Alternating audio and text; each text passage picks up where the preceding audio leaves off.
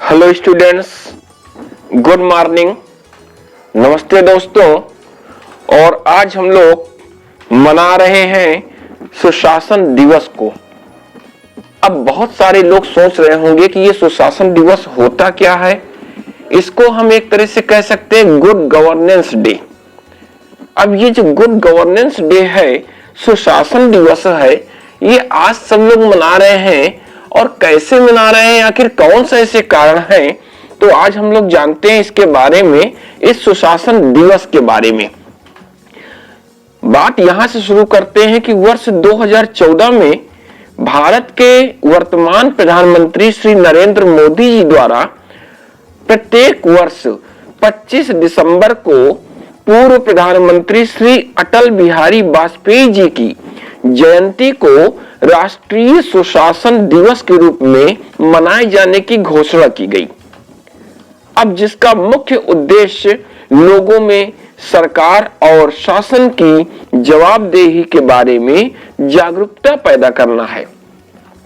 अटल बिहारी वाजपेयी के 90वें जन्मदिन पर सुशासन दिवस मनाने की पहली घोषणा भारत के department of electronics and information technology, जिसको हम लोग शॉर्ट में डाइटी कहते हैं, उसके द्वारा की गई।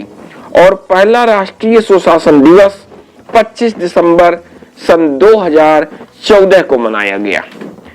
अब जो अटल जयंती है, इसको हम लोग गुड गवर्नेंस डे के रूप में मनाते हैं और उन्हें सम्मान और श्रद्धांजलि हम लोग देते हैं। इसके और भी कुछ मकसद हैं और भी उद्देश्य हैं।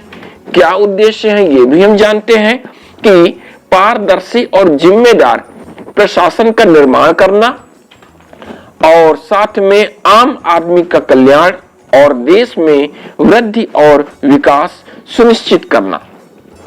सुशासन के लिए अच्छी और प्रभावी नीतियों का निर्माण करना, नागरिकों को भ्रष्टाचार मुक्त और जवाबदेह प्रशासन देना, देश के लोगों को सरकार के समीप लाना और उन्हें सुशासन की प्रक्रिया में भागीदार बनाना, ये इसके मुख्य उद्देश्य हैं।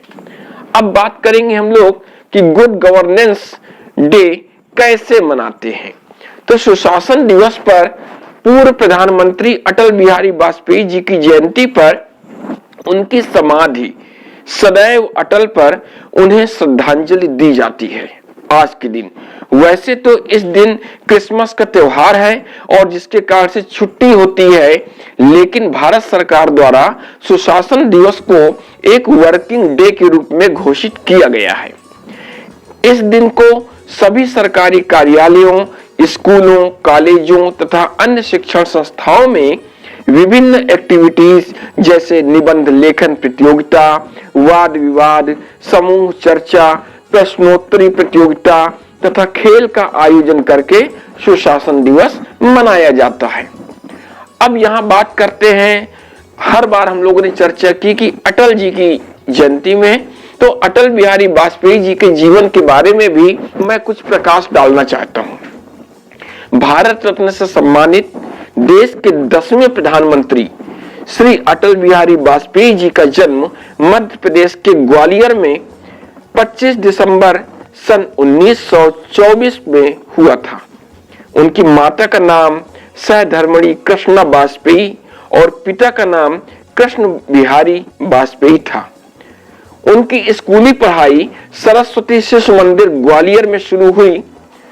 इसके बाद उन्होंने एवीएम स्कूल बारानगर उज्जैन में दाखिला लिया, जिसमें उनके पिताजी हेडमास्टर थे। उन्होंने बीए की शिक्षा ग्वालियर के विक्टोरिया कॉलेज से प्राप्त की, वही विक्टोरिया कॉलेज जो अब लक्ष्मीबाई कॉलेज के नाम से जाना जाता है। वे राष्ट्रीय स्वयंसेवक संघ आरएसएस से भी जुड़े रहे और वाद विवाद प्रतियोगिताओं में बढ़ चढ़कर हिस्सा लेते थे। कानपुर स्थित डीएवी कॉलेज से राजनीति शास्त्र में एमए में प्रथम श्रेणी इन्होंने हासिल की।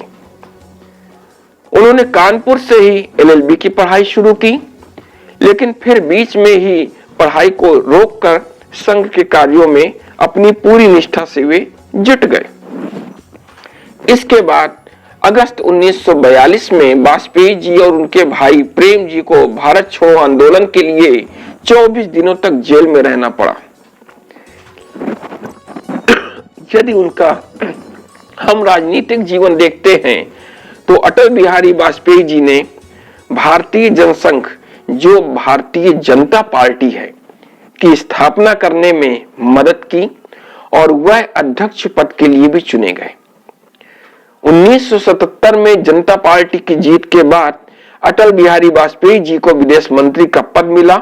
उन्होंने बतौर विदेश मंत्री रहते हुए संयुक्त राष्ट्र महासभा में हिंदी में भाषण देकर ऐसा करने वाले पहले व्यक्ति बने हुए।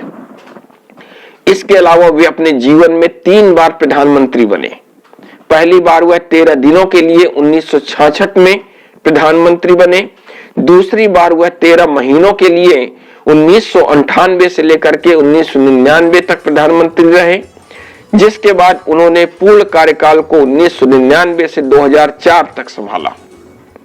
वाजपेयी जी ऐसे प्रधानमंत्री थे जिन्होंने गैर कांग्रेसी प्रधानमंत्री के पद पर 5 साल बिना किसी समस्या के अपना कार्यकाल पूरा किया।